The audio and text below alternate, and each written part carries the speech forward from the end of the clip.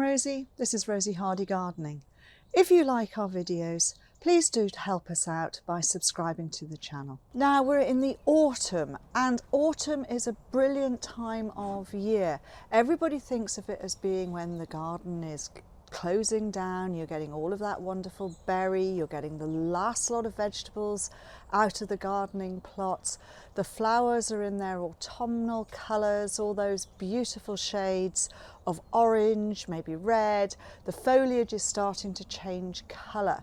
But what people forget is that we're now getting a lot of moisture. Okay, the nights may be drawing in and it may be getting slightly cooler, but the soil temperature from all that wonderful summer heat is still there. So the soil is beautifully warm, it is getting really moist, and what do plants love best than moist, warm soils? So this is the ideal time to be thinking about your spring garden, because your spring garden needs a little bit of boost. Because if you don't get your plants in now in the autumn, get them growing, get them established, if you go and leave it and plant them in the spring, the soil is cold. Yes, the day length's getting brighter, but they won't grow as fast. So to get a really good extra boost to your spring gardens, start thinking about planting those plants now.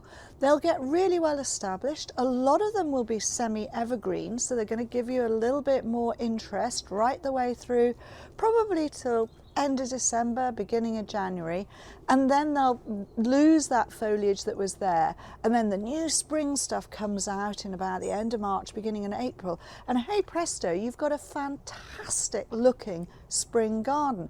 So what am I talking about? I'm talking about things that are going to give you a good amount of colour and maybe stretch through from that maybe February right the way through till May time. All of those plants, it's a great time to be putting them in. Yes, you can put other stuff in as well, but think about the spring bit, because that's what people forget. Remember they're putting their bulbs in.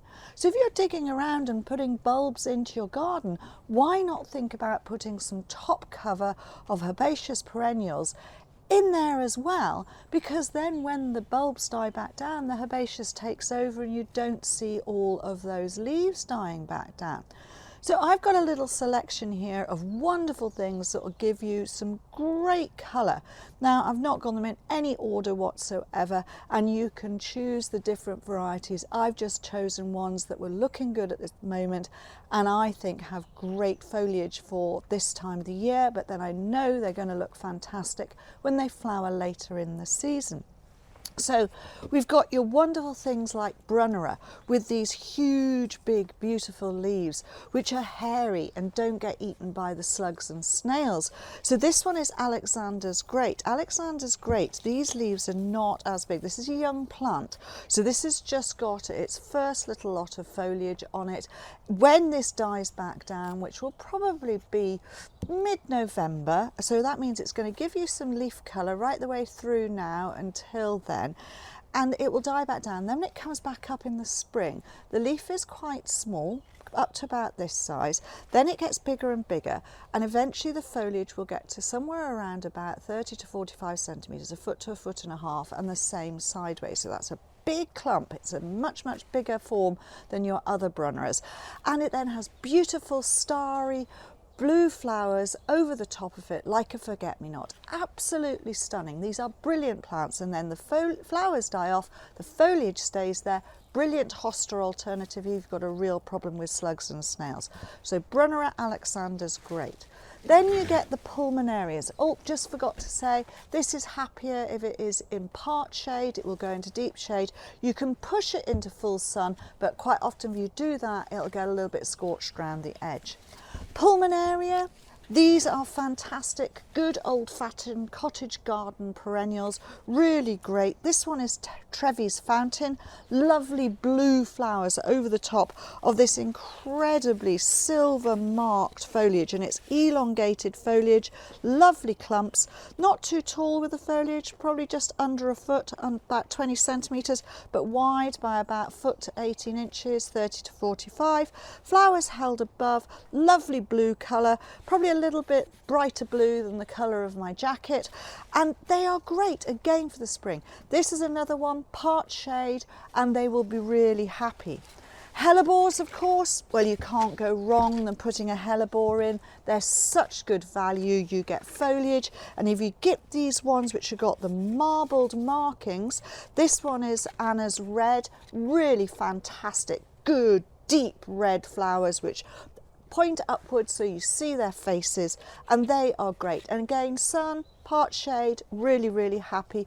They're going to be flowering February through till probably April, but the foliage stays looking good. So that is another cracker.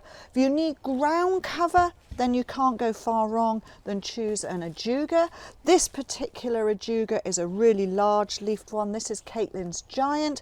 Catlin's Giant is just super-sized in the way of its foliage. It makes a really big mat, lovely coppery bronze foliage, and then tall, beautiful purple blue flower spikes in the spring. Just a cracking form, and that's going to make a mat. Looks great, better in a slightly shady position, slightly damper position. Then if you want something for a slightly drier area, then you've got your Euphorbias. And this particular one, which is Ascot Rainbow with this amazing variegation, is a martinii type, so it doesn't get too tall, and it branches, makes a cracking plant. This is going to look like this right the way through the winter, so it's going to do its stuff, and this is the right time to be putting it in. Part shade is best for this because it's got the cream variegation. If you put it into full sun, it can get a little bit burnt around the edges.